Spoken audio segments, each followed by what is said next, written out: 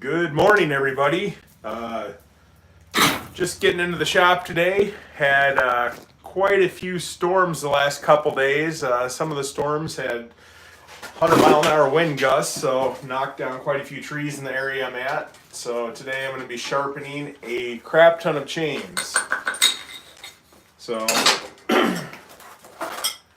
people sometimes like to wait until they have a whole bunch of chains that need sharpening and then just bring in a slug at once, which is fine. It just takes a lot of time to get caught back up. So I'm going to be sharpening chains for quite some time. Show you guys my USG steel grinder. If you guys haven't seen one of these, they are really nice machines. Getting everything adjusted out. Going to be doing pretty much 3/8 chain, 3/25 chain. So setting my back measurement at 40 degrees. That is my A angle.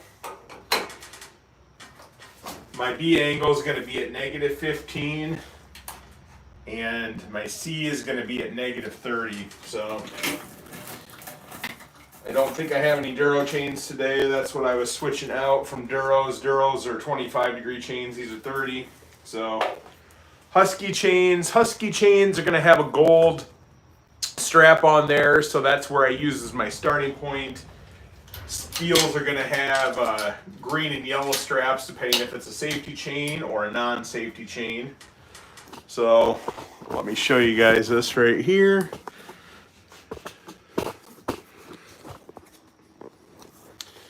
So my strap's right there. I'm going to get everything set up here, do my adjustment.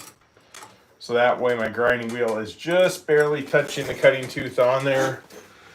So I'm going to start on one side, go all the way around until I see the gold strap, then switch my angles and hit the other side.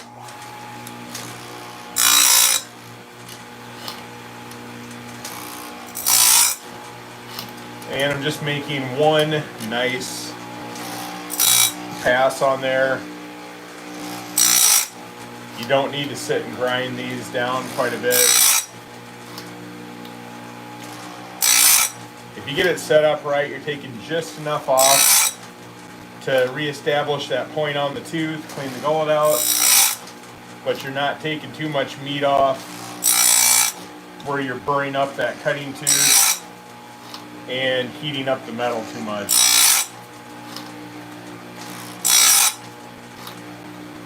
So these are really nice.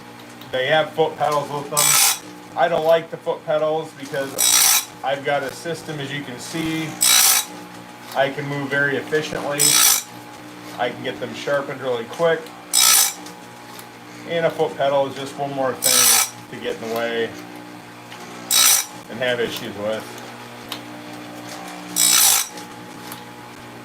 And so there is my starting point strap coming up. So now I made it all the way around. Now I'm going to adjust over to 30 degrees and 15 degrees on my B setting.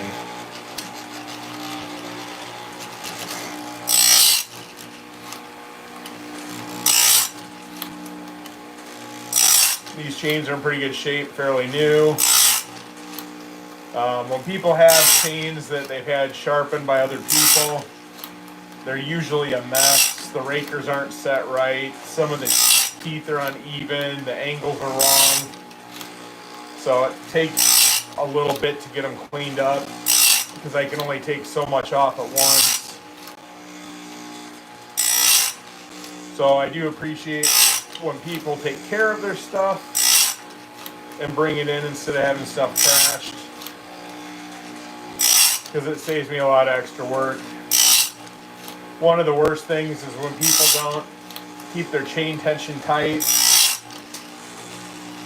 It creates burrs because the chain will pop off. It'll end up getting burrs on the driveling teeth, which is a royal pain. But fortunately, this batch of chains looks pretty good. So I shouldn't have any issues to deal with on that. So this is a steel chain. I'm looking for the strap. Unfortunately, there's so much stuff on there. I don't see it. So we're just going to go ahead and pick a starting point.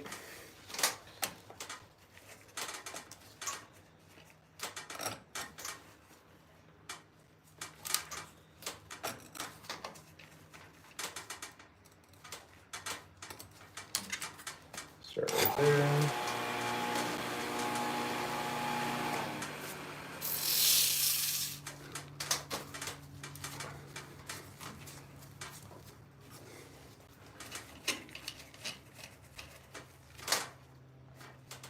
Right there.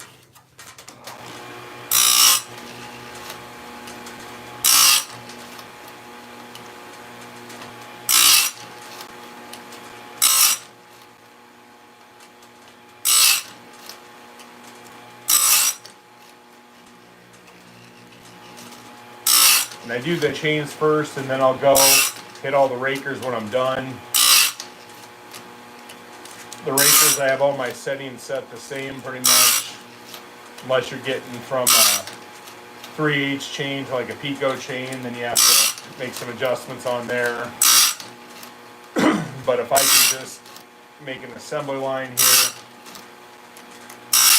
get everything done, then I'll go back, hit the rakers, and button them up.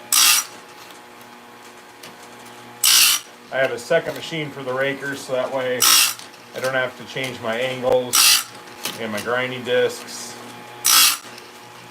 So that one I'm all the way around on. Drop it back down to -30, -15.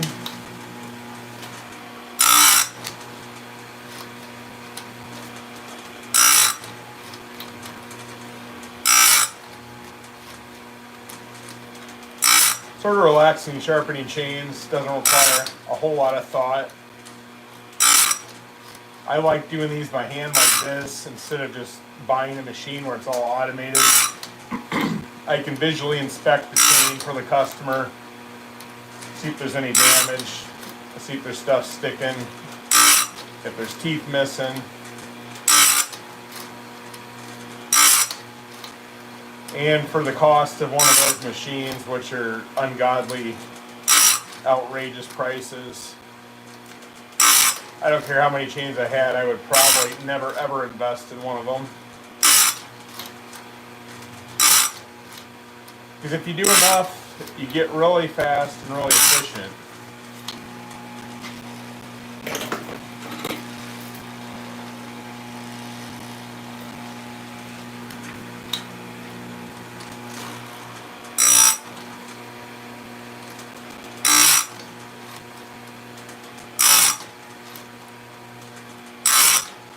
And I usually average, a 20-inch chain, I can probably get the whole thing done in about 5 minutes, both sides and the razors. Doesn't take too awful long. Obviously, the longer chains, more time it's going to take. Shorter chains, less time, but... So I can usually get about a dozen chains done in an hour, give or take, depending on what I'm cutting with.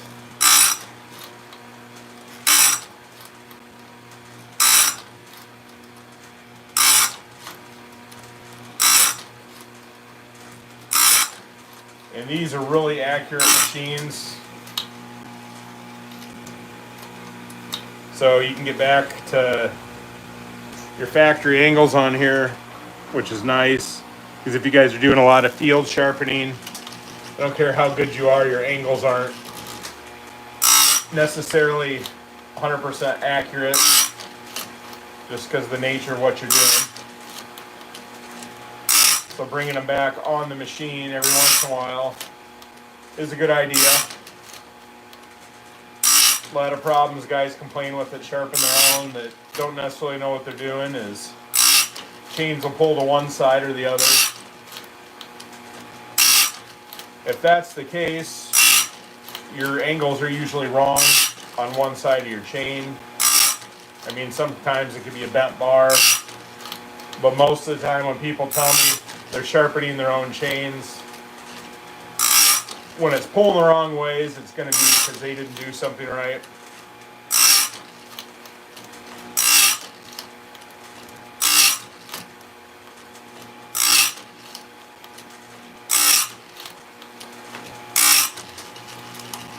that one. One more to go in this batch.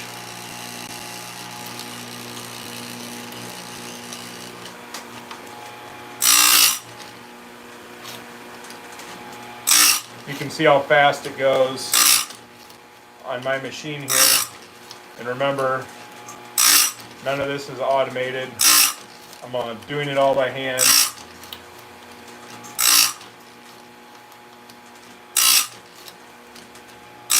I have done thousands and thousands of chains over the years on these machines.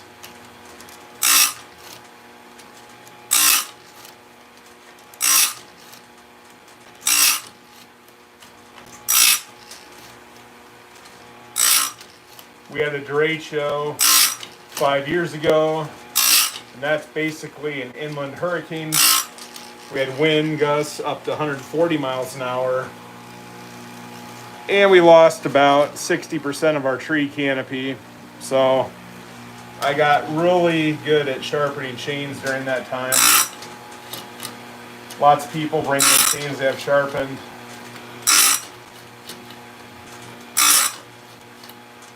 And it's just all repetitive.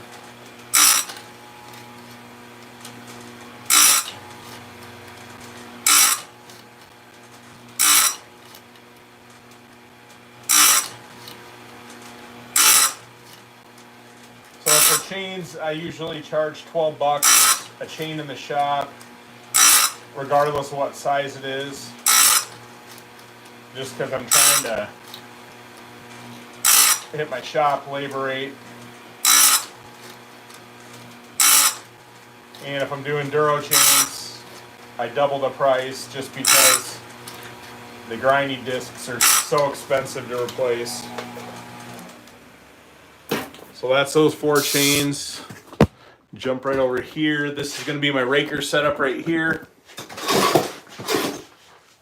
Depending on how much of a raker you have, if it's a new raker and you're having to take it down, it usually eats into this wheel pretty bad.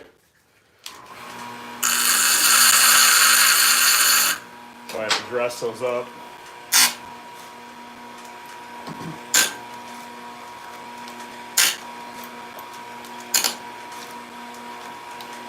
You're just going to do a light tap on there. You don't need to take a whole lot of meat off.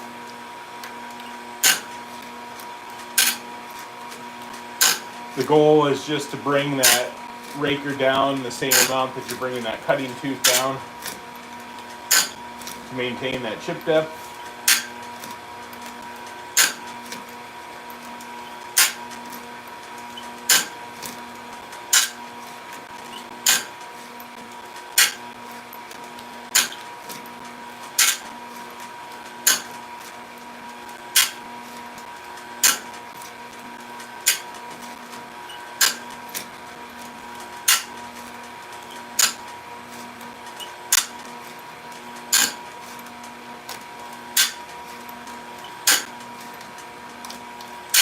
And I'm just looking for the tooth that I started on. Make sure I've been all the way around.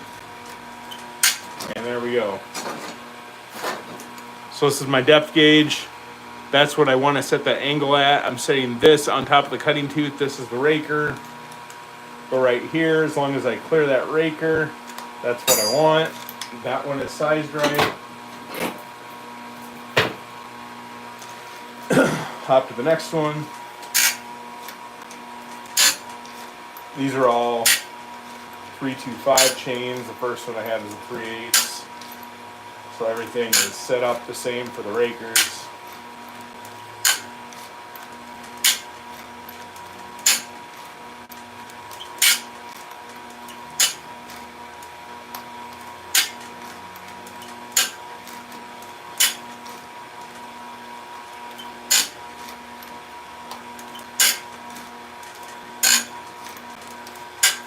Every once in a while,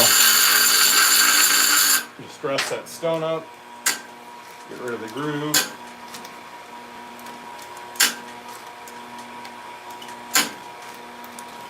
Not super difficult here. This is pretty much dummy proof once you understand your angles and how you need to have everything set up. I'm not sure how it is on a lot of the other ones as far as grinders go, but this is definitely the most effective and accurate way to sharpen a chain. I mean, I've seen all sorts of people doing stuff with drills and Dremels and, you know, single files and stuff, but I mean, there's nice machines out there. You wouldn't have to spend as much as I did on these steel ones, but if you're doing a lot of cutting, you guys got a lot of chains to sharpen, it makes sense to having a machine like this to get everything set back. It's going to save you a lot of frustrations out in the field when your chains don't cut right because you got something messed up.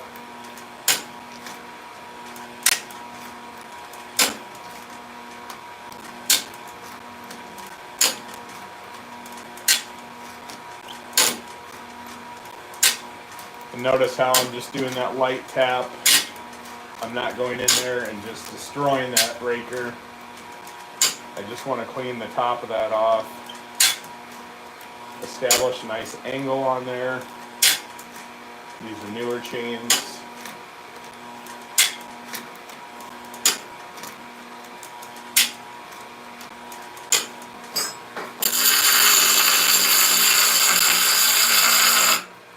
When it starts to curl around the raker instead of a nice flat, clean grind on the top, then I know I need to dress that raker a little bit on the cutting wheel so that way the raker teeth have a nice flat top on them.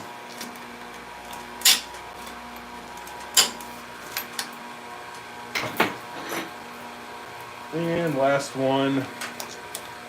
This is a safety chain 3/8. So it's going to have a double raker where the other ones had single rakers. Single rakers are going to be like your steel yellow, your non-safety chains. Double rakers are the safety chains, reduce kickback. If you're doing plunge cutting, they're safer because your saw is not going to jump back and try to smack you as much. Of course, it all depends on who's operating the saw and what they're doing with the saw.